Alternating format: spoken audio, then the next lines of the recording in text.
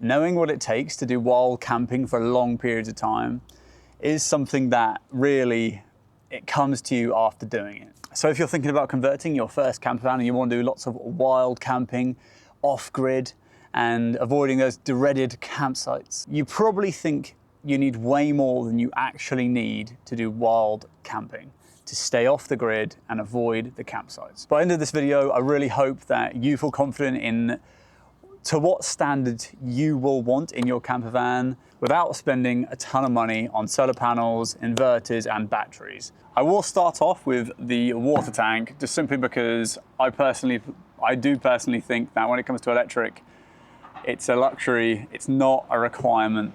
Water is a requirement if you like to live.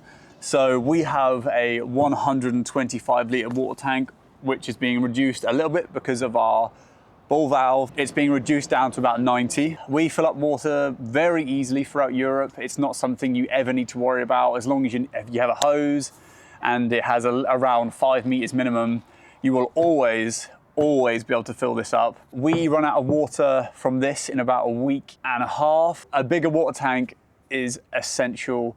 You do not want to be messing around with small water tanks and regretting it in the long run. This feels like just about enough for us. We like to have a shower, we don't want to worry about it. We like to drink lots of water, we like life. So, you know, it's important. You don't want to get a headache. Europe can get hot. Water tank's important, and a little ball valve, fill it up, and if you want to park in a campsite, the dreaded campsite, you can just hook it up and this ball valve will cut it off. Decent sized water tank is essential. The next one I'm gonna wrap up into one just because they're here. So when it comes to off-grid living, cooking, if you're gonna have a gas hob, you can have one of these tanks here. This has lasted us about a year and we cook at least 3 times a day. 13 kilogram butane tank. We don't make massive extravagant meals like a roast, so the meals are about half an hour, 40 minutes prep time. Take that into regards. But if you're gonna have an electric hob, that will really limit you on exactly how much you can cook and when. If it's been really cloudy, you're not driving, you're not using your switch relay, which we'll get into. If you're not using that stuff and you have no sun and you have no power, you just can't cook. I would say run a gas hob, do not try electric unless you're gonna have a massive, massive battery storage. Going on to the diesel heater here. The diesel heater is very, very handy for making life more comfortable. When you're living in a camper van, like this old girl, you really want life to be nice and comfortable as much as you possibly can. A diesel heater does that perfectly. We have this air conditioner thing we want to show you soon. It's not quite involved yet because I don't think it's required. But with the diesel heater, it's it's an 80 quid diesel heater. We've had a few problems with it, but it has given us a few really nice warm nights where it would have been really cold. Very nice for off-grid living. I wouldn't say that we could not do without it. We could easily do without it. It's just nice to have for off-grid living. And yeah, we've had this for the entire time. We've probably run it for about a week. Take what you want from that. The next one is going to be probably, on average, what people would say is the most essential item for off-grid living, and that will be solar panels. We have 340 watts of solar panel. This has been more than what we believe has been needed to stay in this permanently off-grid. For anyone wondering exactly how much we've lived off-grid, we have been living in this now for a year, and we've lived in car parks, forests, boatyards, all of it in this camper van. It's not been a case of we've ever needed to go to a campsite apart from when it was 42 degrees, and that's why we brought an air conditioner.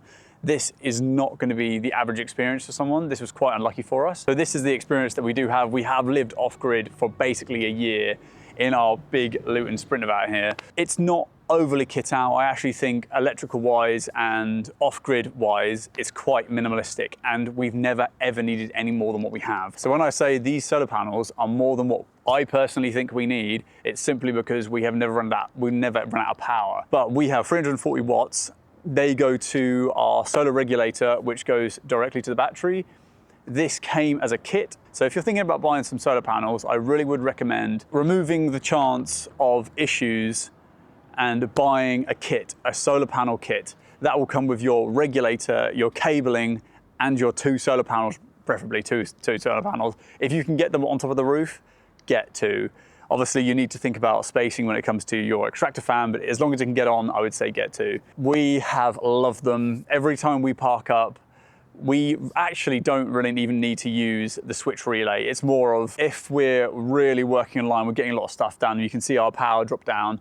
But say if we didn't have good weather, we would probably run out of power in about 3 to 4 days. That's personally how long we can get away with it. We have, I'm now going to go on to the batteries, we have 360 amp hours of batteries. So this doesn't just mean 360 amp hours flat. We have lead acid batteries. So lead acid batteries basically means you can use about 60% of your battery to 50% really.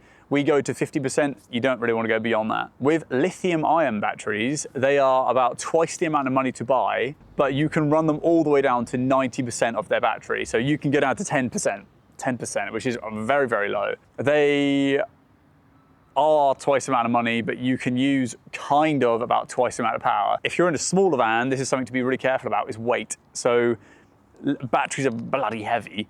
So if you can get away with lithium ion batteries, condense that weight size into just 1 or 2 batteries with lithium ion and it not add a lot of weight on, because they do, I would probably go down that route. Just be careful about which kind of batteries you do get, because some of them, if they're really cheap Chinese ones, they can set on fire. We have some friends in Australia who lost their boat partially, half of it burnt down because of some cheap lithium ion batteries. So I will stress it to you guys, make sure you do some research into your batteries if they're lithium ion. Lead acids are pretty solid all year round, and they're pretty good when it comes to temperature differences as well. So that's an upside to them. But yes, when it comes to the longevity, how long do they last? So our battery bank of 360 amp hours is really about 180. That lasts us about 3 days with no sun, we're under trees, we're in a dark hole and we haven't driven at all. It lasts us about 3 days. You can get away with less. We used to have a Citroen Berlingo, and in our Citroen Berlingo, we only had, I think it was 110. And that lasted us more than enough. It was more than enough to get away with. So I would say it all depends on how much power do you need. Do you really need hundreds and hundreds of amp hours? Have a look at what you use and charge on a daily basis, and then go from there. It all depends on you personally. We charge about 2 to 3 laptops on a daily basis. We charge a camera 2 or 3 times a day. We charge our phones pretty much all day. We have a extractor fan running. We have a fridge running occasionally. We have fans, we have lights. We have a water heater, and all of this can run for about 3 days before we run out of power. I think that's pretty good going. I think it's pretty good going. So one of the last ones is the toilet.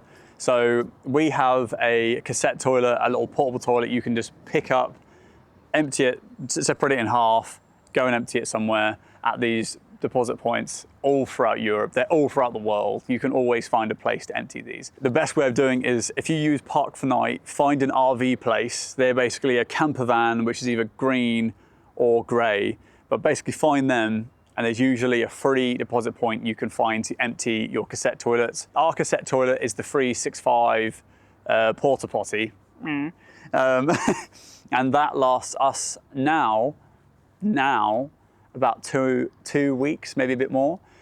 We have been testing a way of separating urine from the poo. I'll kind of go into it a little bit in the future, but before that, the porta potty, if you're going to use it like normal and you're not going to try and separate them, because you'd be amazed how much you eat, really. But if you're going to use it like normal, it will last you about a week for 2 people. Emptying it is very quick, but not that nice. And it can get pretty heavy once you're actually moving it around.